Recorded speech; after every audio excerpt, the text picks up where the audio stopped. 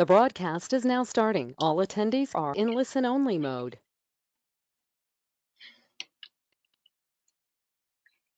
Okay, so basic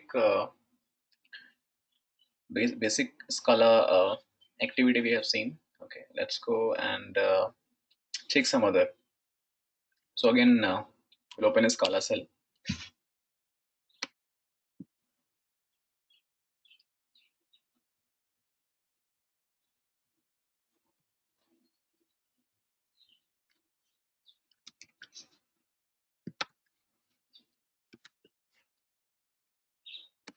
Uh, Scala does not support the ternary operators. Okay, but here we have one strong option available for ternary operation means we use sometime, right?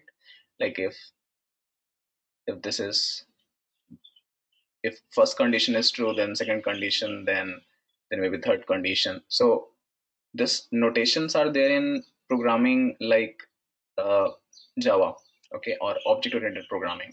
But in Scala, we have another option to handle this operations, which is known as a ternary operator. So this ternary operator is not available in Scala, but how to handle this ternary operator? Let's see. Ternary means condition. If first condition is not true, then second condition. Then if second condition is not true, then third condition. Okay. So let's say I have A is equal to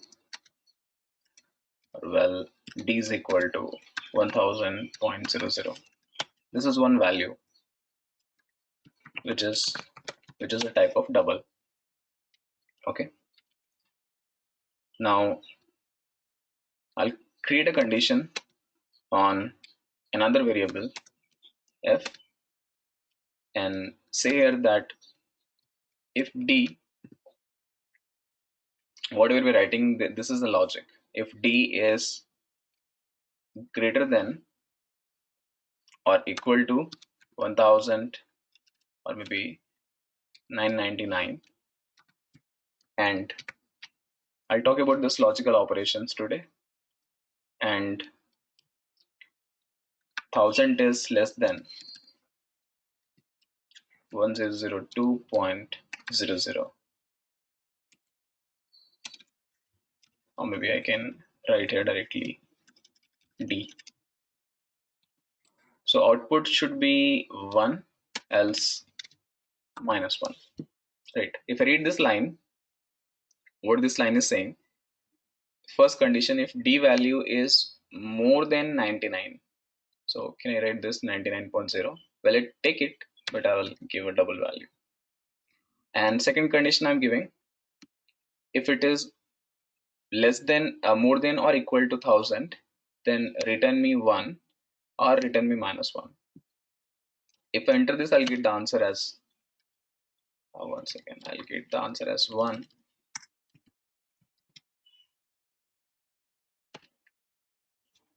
And why I'm getting answer as 1? Because both the condition is true. So in logical operation, we'll check these three things. We have AND operator, we have OR operator, and we have NOT operator. Okay, we have NOT operator. This is all a logical operators. Logical operators end if both the condition is true, then only it checks that condition. If both the condition is true, then it checks the type 1. Okay, it checks the type 1 means it will return me this value if this bracket condition is right. Okay, and obviously whole bracket condition. So if both condition is true, then it return, then it returns if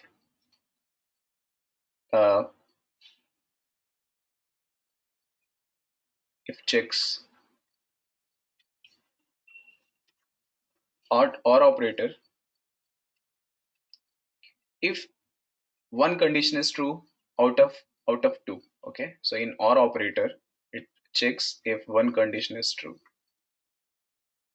I'll just write like this: if one condition is true, then not operator. This is just opposite, right? So sign for AND operator is this sign. We use this. Let me change the color. So signature which we use here is AND. This is the signature for AND operator. OR operator is this two line, and not operator we know. This is the not operator. So remember this lines, we'll be using this frequently as we go forward in our logic. Yeah, okay, and within the logic we apply this kind of, like in conditional expressions, if loop, if else loop, if elif loop, uh, ladder loops, for loop, while loop. Okay, multiple. When we write a imperative style of programming, we apply this logical operations. So I think this is straightforward. Since both the condition is true, I'm getting output as 1. If any of the condition is failing here, let's say, I will just make one more change. I'll say this is 1001, 100, which is less than D. So obviously the condition is false, because one condition is true, one condition is false, and AND operator is saying both condition has to be true. That's why it will return me -1 if I enter. Okay, similarly I can use a OR operator. If I use OR in place of AND operator, so it will return me output as true or -1. Sorry, 1, because first condition is true. I'm not checking both the condition. My this condition is true, my this condition is false, but I don't care. In OR operator it is saying just one condition has to be true, then it works perfectly. Okay, enter, which is equal to 1. Can I apply with the NOR operator, not operator? So, well, n is equal to, if I'll check the first condition, I'll keep same 999.00, and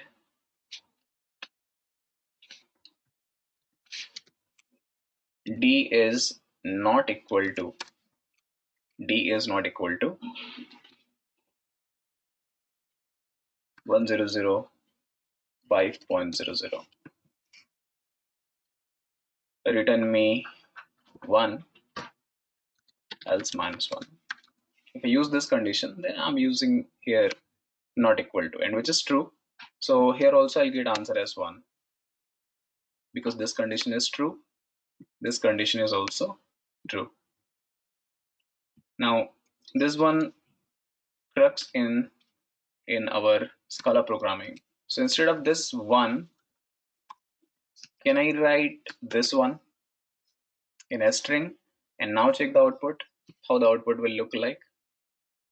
So if you ask me, this n is returning me integer types.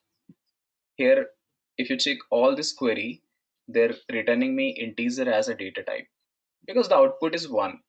So 1 is an integer and -1 is also integer. So I'm getting everywhere integer. Now here, what do you think? What will be the output? So output is 1, because both the condition is true. It will return me this double quoted 1 value, but data type is not integer this time. And if you're thinking a string, then a string also it won't be. There's new data type introduced in Scala, which is a super type, and that super type is any. Okay, so let's see first what is this any. This is like a rescuer data type for you. If you confuse when you're writing a program, you don't know what data type they're taking, or maybe they're giving error, So you can keep that data type as any. Any is a super type. And when you will get super type, whenever you are giving two conditions to data type, whenever you give two different values, different data types in condition. What do I mean by different data types? Man, this data type is a string, right? And my this data type is integer. So I'm trying to give integer and string. Suppose I give string and long. Suppose I give float and double. So whenever I mix them, always I'll get any as a data type, which is my super type. Okay. So any is going to be the super type whenever any mixing we are having. Now, after any, can we write a block of expression? Now, if you're asking me how can we write this program in other languages, okay, Python maybe give me the same output like in less line, but if I want to achieve this operation, let's say I want to do a body block expression. So I'll say AB is equal to, okay, AB is equal to, and uh, within this variable body, I will say, well, A is equal to 10, okay, and I think this I'll keep inside the normal bracket. Syntax we have to check only. That is one thing which I recommend. Practicing in different program is okay, but syntax is sometimes important. We minus say. Okay, the problem is coming due to the syntax only looks like. Let me correct it first.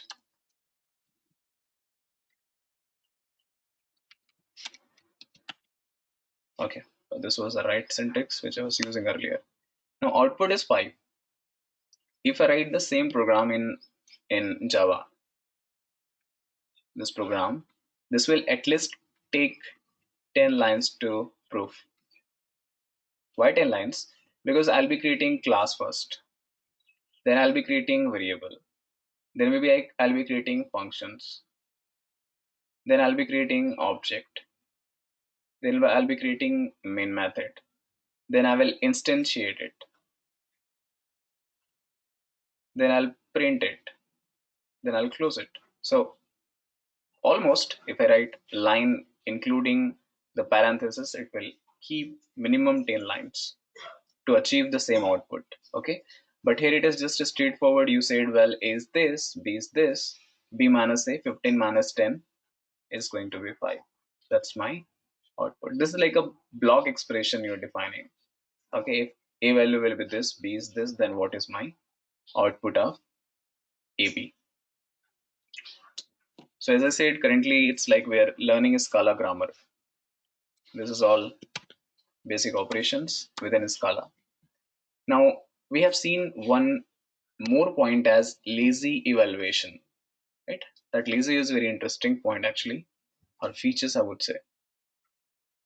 Lazy evaluation. So it's very important to understand the concept of lazy. Okay. Now, before going to lazy, let's see first when I submit any when I submit any query, right? Or submit any code in my line. So what happens when you do this? When you submit any query or code in your cell, right? Like suppose I'm writing here, well, a is equal to 10. I'm writing well, a is equal to 10. And I'm defining this a belongs to integer type. This a belongs to integer type. If I'm saying this, what your program does, that's very important to understand first before going to lazy. When I'm writing a is equal to 10, these few operations are happening inside. Okay, so when I submit this query, first this a will be stored, a will store in memory, and which memory? Obviously this memory is a volatile. It's a volatile. Volatile means technically I can call it's a RAM space, because this is only active till the session is up. Once I go out from the session, writing colon q, and once I go and again come back, this variable will go away. I cannot use this a anymore here. Okay. Now one thing, they're taking address in memory, and second, there when I'm asking what is a, so suppose I'm printing a only, it is giving me a is 10, which means they're going to CPU immediately. They're going to CPU immediately to execute this. So execution is happening immediately whenever I say well a is equal to 10. Immediately it will store this in a cache. It will go to CPU. In CPU they will perform the execution, and they will return me this is the output of a. So this two thing is happening every time. Like when you go to Spark also, Spark is also in memory processing. They will also be doing the same thing. Now what lazy concept bring us? And by the way, lazy is not a property of Scala only. This lazy is nowadays available with Python also. With Hive also I have seen lazy we can apply, okay, in Hive programming. Pig is pretty much working as lazy internally because they follow the DAG algorithm. So whichever concept works with DAG, they are having this lazy thing. Okay, internally it is defined. In Pig I'm not writing explicitly lazy, but it is internally defined. In Scala I will have to use this keyword. So in Scala this lazy is a keyword. Okay, and one thing, that this lazy is only applied with well. It does not support where. So lazy only works with well, okay, which is a immutable. We cannot make any variable which are mutable as lazy. Okay, so it's architecture of lazy is straightforward. It will reject it, because in variable which is a mutable, you are keep changing your value. But if it is a val, you're not changing the value, right? So that's the architecture definition. Now let's go and see the lazy thing. First, I will tell you without lazy. So if I'm writing, well, C is equal to C is stand for country, and that value is India. The C is a string. If I submit this, then C is assigned with India as an string, and if I type C, I'll get the answer, which is India. But I don't want to execute this immediately. So what I will do, instead of writing this, I can say lazy. I'll just use this lazy val C string. Okay. Now you'll see the difference. When I enter, you're not getting values anywhere. It is just saying this is a lazy and type of string. When I require to access this variable, then I will call this C, otherwise I will not. And let me tell you where we are using this in real-time application. Okay. So suppose I'm giving you a question. Suppose my task is create a 100 natural numbers. Create 100 natural numbers and find out only odd numbers. Very simple question. Create 100 natural numbers and find out only odd numbers. So if I write my approach, or if I write my steps, okay, so my approach is as follows. My first approach will be, okay, so can I create a natural number from 1, 2, 3, because 0 is not a natural number, by the way. Okay, your natural number start with 1. So 1, 2, 3, 4, 5, and this is going till 100. So I can create a collection object, collection variable, like I can define the same thing in array, or I can see this thing also 1 to 100. Yesterday we have seen 1 to 5. So if I say 1 to 100, it will take me value from 1 to 100. Then second, since they're looking for only this numbers, odd numbers, right? Which means logically they're rejecting 50% data and they're accepting 50% data. Can I say that? Out of 100 natural number, they're taking only odd numbers, means they're only capturing 50% data. They're accepting 50% data, and this other 50% data will be rejected, right? So accept means odd number will be accepted and even numbers will be rejected. So what query I will write here? I'll say uh, I'll store this in some variable, 1 to 100 values I will store in this variable. So let's say that variable name is uh, st. Okay, so I said st is equal to this. I will write the code for this later, and st1 is equal to, so I'm storing my next operation output in st1. Here I will say st modulus 2 is not equal to 0. This is one logic which I will use.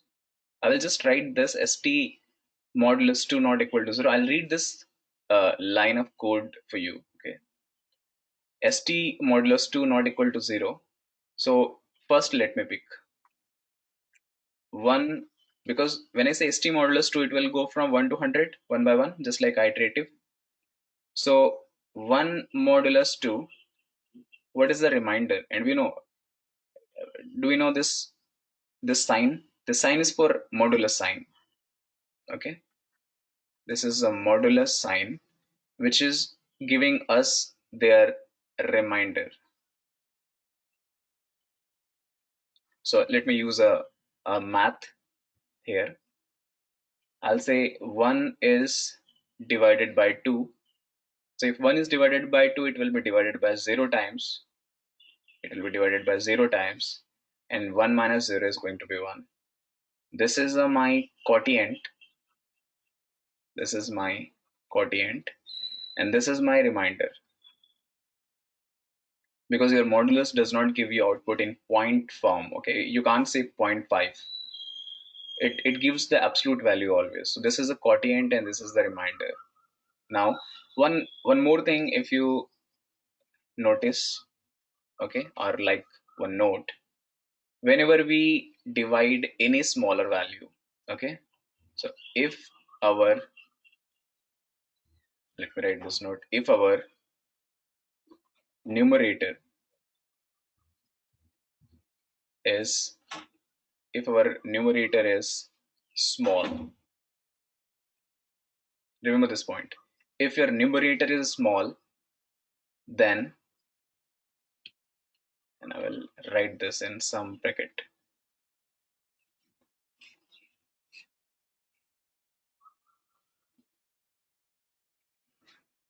if our numerator is small than denominator, okay, then always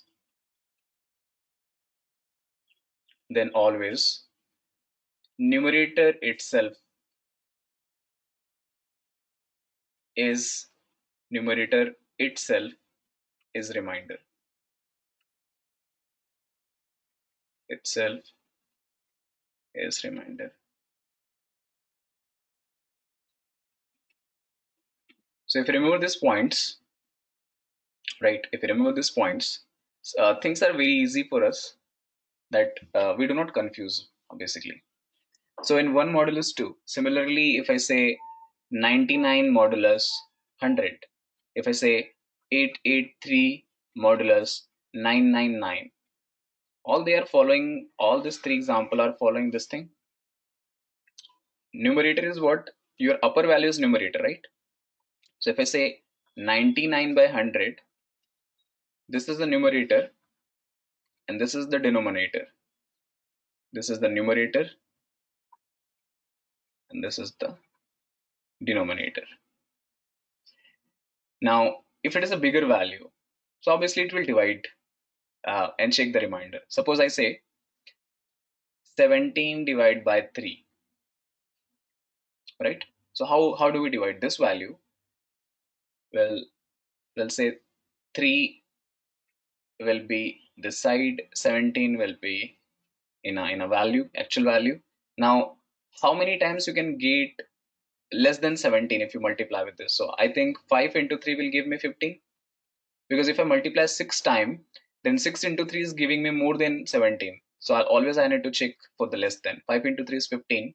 17 minus 15 is 2. Now this cannot be divided because this value is smaller than this value. So I will say my 5 is a quotient. If somebody asks me, my 5 is a quotient and this 2 is a remainder. So this is well remainder in modulus concept. Now let's go through the topic again. So we have total value ST is equal to 1 to 100. This is what I have created, and my ST1 is equal to ST modulus 2 not equal to 0, right? This is line number 1, this is line number 2. So ST is having 1 to 100 iteration. It is checking 1 by 1. 1 modulus 2 is equal to 0. Let me write with the cases. This is not true. This is equal to true. Okay, by the way, my condition is not equal to true. Okay, so let me use this condition only. Modulus equal to 0. If you check this condition, do you say this is equal to 0? This is not equal to 0 and the condition is right. Second, if I check 2 modulus 2 is not equal to 0. No, this is equal to 0. This is equal to 0. If I divide 2 by 2, there is 0 remainder, which means this condition is failed. Similarly, for third value, if I check 2 modulus 3, in the numerator I will have 3. So 3 modulus 2 not equal to 0. This will give me a remainder as 1, which is obviously not equal to 0. So again, passing the condition. Then fourth, 4 modulus 2 not equal to 0. Fifth, 5 modulus 2 not equal to 0. This is, by the way, failing, okay? This is true.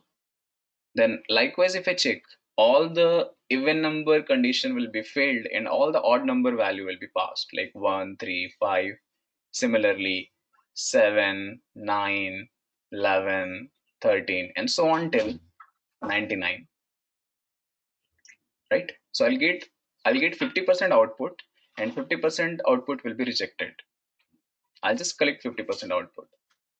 Now my question is here, you proved this logic, but you did not optimize your line or code. Let's read the question again. Create 100 natural numbers and find out only odd numbers. So what is the use of keeping even numbers then? What is the use of keeping even numbers then? So I will prove this using two different cases. First, I will say, well, ST is equal to, I'm directly writing 1 to 100. Okay. So when I say 1 to 100, this all information will store in your memory and operate in CPU. The execution will happen in CPU, isn't it? So it will create a range and this 1 to 100 is assigned now. So let me talk in a computer terms. This ST will store in your JVM, Java virtual memory, using JMM model, Java Memory Management. and they'll occupy a space from 1 to 100. They'll occupy for all the values, whatever values we have here. All these values will take some space in your memory. Now in second step, I'm saying st modulus 2 is not equal to 0, and I'm storing this in another variable called val_st1. Okay, what is the problem? St, one second.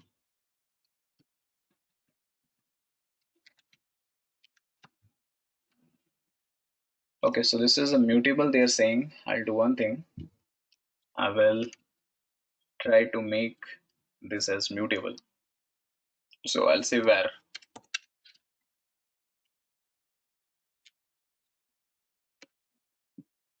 Now will it work?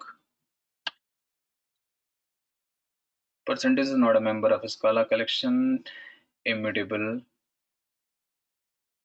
range. One second. I think there is some mutability issues coming.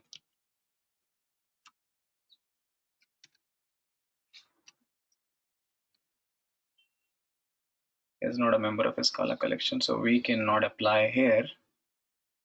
Let me use another method. This is not we have seen yet. So instead of calling this range, can I say array? And then I'll try to make, or maybe 1 to 100 dot to array. I'm just trying to prove this array and other thing will come, okay, as we go forward. Don't worry. St modulus 2 is not equal to 0. I'm just changing my data type. st1 is equal to.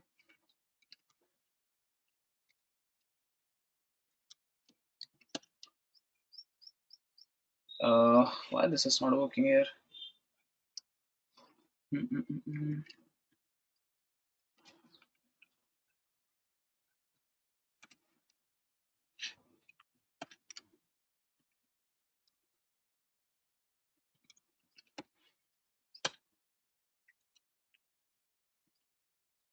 Array is also immutable, by the way.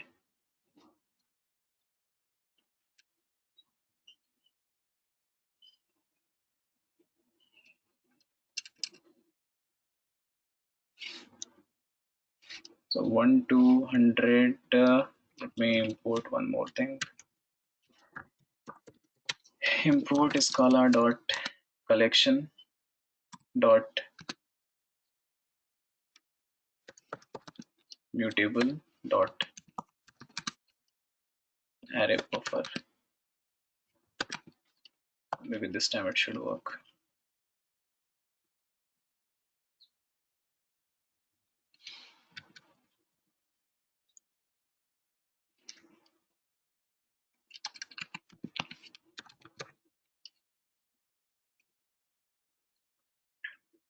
Array buffer.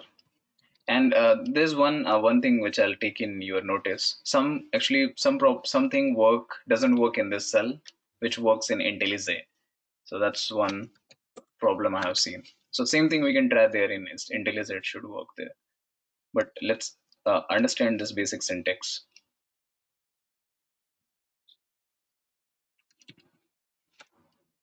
Array buffer, and this is going to be integer, where I have value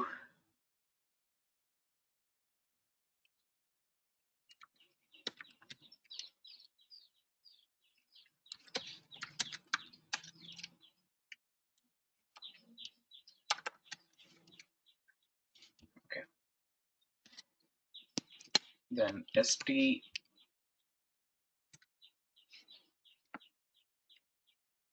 is equal to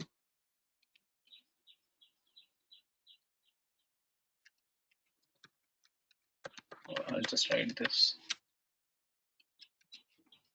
copy and paste maybe from here.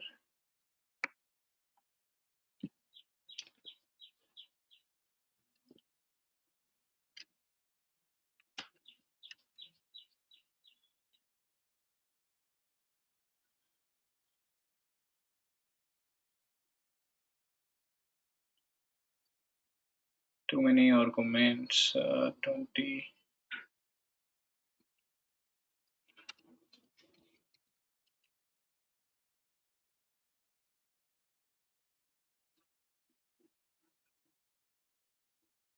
Elements for tuple 100 allowed 22. Okay, they're taking only 22 at a time.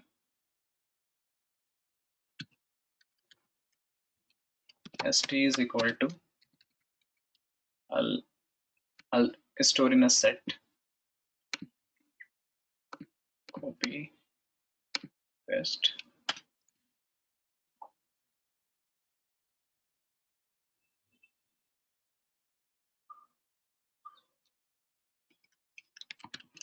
And this is plus.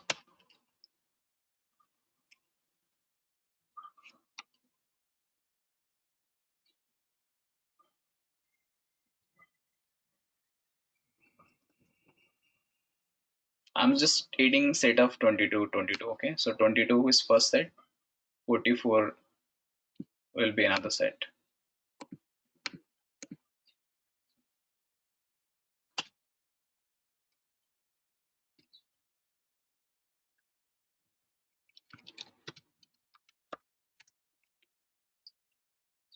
Forty-five to 66.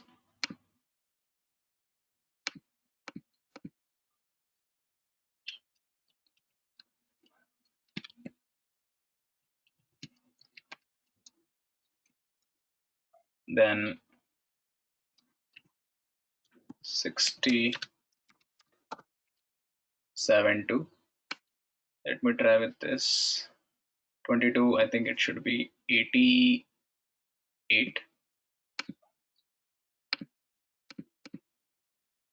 So I'm taking this complex method because in this cell it is not allowing me to do in one shot. St plus is equal to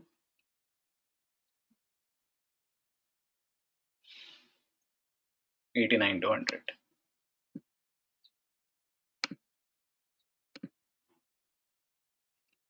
In this bracket I will say, let's check the length, it should be 100. Yeah, so we have stored from 1 to 100, and which is a mutable. Now I think it should work. Not equal to 0. I think the cell itself is having some, this logic should work. Okay, but the problem is with this actually. Anyway, so lazy is doing this thing. Initially you said st is equal to 1 to 100. Okay, I'll try to prove the same example in IntelliJ when we go, maybe on Monday. So 1 to 100. Okay, 1 to 100, this is assigned in memory, and then I'm checking st1 is equal to st modulus 2. St modulus 2 is not equal to 0. Then whatever output I will get, again this will be assigned. So my only observation, if I'm rejecting 50% of data which are even number, so can I make this variable as lazy? Can I make this variable as lazy? So if I make this the variable as lazy, it will not immediately execute in CPU. So my CPU will be optimized, right? It's like you're giving 100 tasks to CPU and 50 tasks is not important for CPU, because going forward you're not taking care of that. Your requirement itself is saying I only care about the odd numbers. So if I make lazy here, what will happen? It will not store this 1 to 100. It will only it will not immediately execute it. 1 to 100 will be stored in a memory. Okay, that's true, but it will not immediately execute it. So when they're not immediately executing it, my CPU will be optimized. The performance will go little high than the previous operation. So this is why we are using lazy thing. Okay, so you're only checking the condition which is important for that particular time, not always. That's what lazy says. And suppose I want to read a file here, okay, in a Scala. So if I want to read a file, there is a Scala file reader, a streamer, I can say. Okay, so file streamer is there, file streamer in, file streamer out, to reading the input and output. Now can I say, well, s in or Scala read is equal to, the package name is scala.io dot, I think this is Scala is s in lowercase, scala.io dot source dot from file. And if you want to read any file from your hard disk, so I'll create a file in my terminal. Here in this terminal, I will read a file. I'll say cat. I think must be having multiple file. Cat sample.txt. Hey, this is initial, or this is ripple of Scala. Good for understanding this syntax. I'm just writing one line, okay, and enter this. So when you enter, you can give Control D and I can see that file sample.txt. So whatever information I have written in a collection of string form, this is there. Now I want to read this file from my program. Okay. So how can I read this file from program? I'll go here and give a path. What is a path? Users. So when you're reading from local, you'll have to pass always file. Users username sample.txt. Okay. And dot, since this is a string file, so you'll have to call a method called mkstring.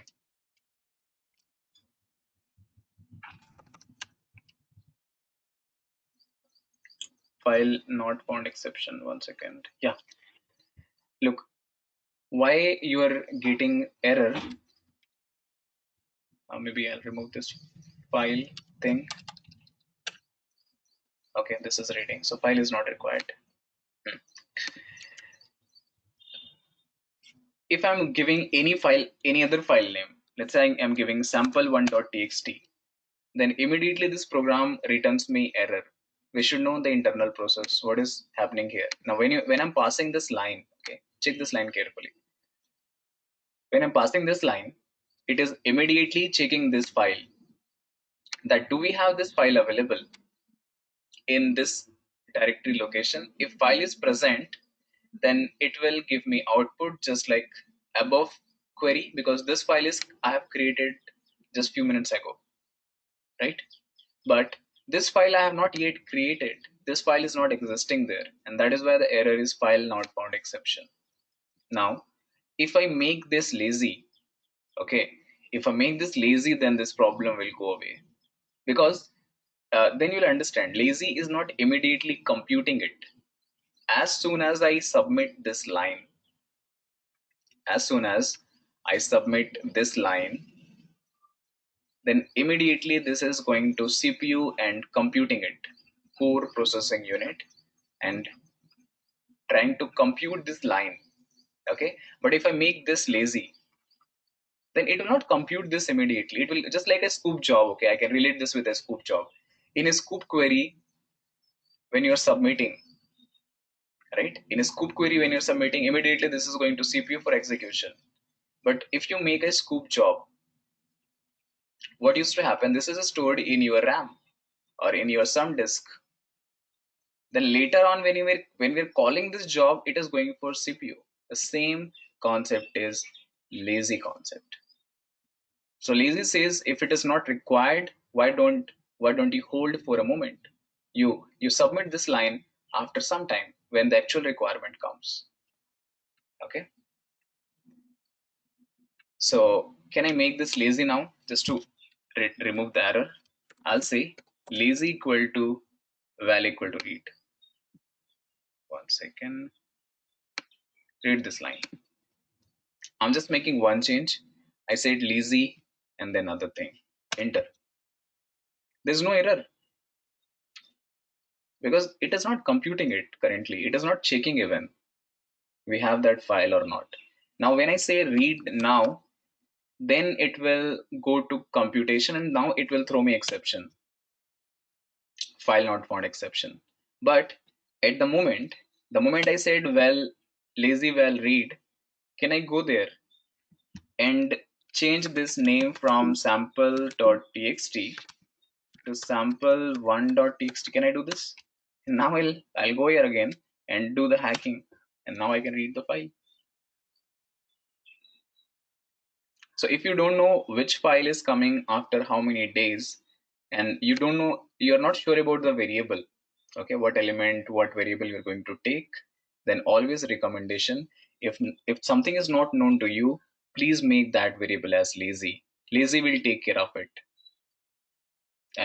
In general words, like if I try to explain this thing little better, okay, so let's relate with this a real-time life. In real time, suppose so you're going to your office, okay, you're going to your office from your home, and you have a bag with you. Okay, in this bag you have total four computers. Let's say in this bag you have total four computers. Now when you're going inside this, okay, when you enter this office, you actually keep this bag outside somewhere in the reception.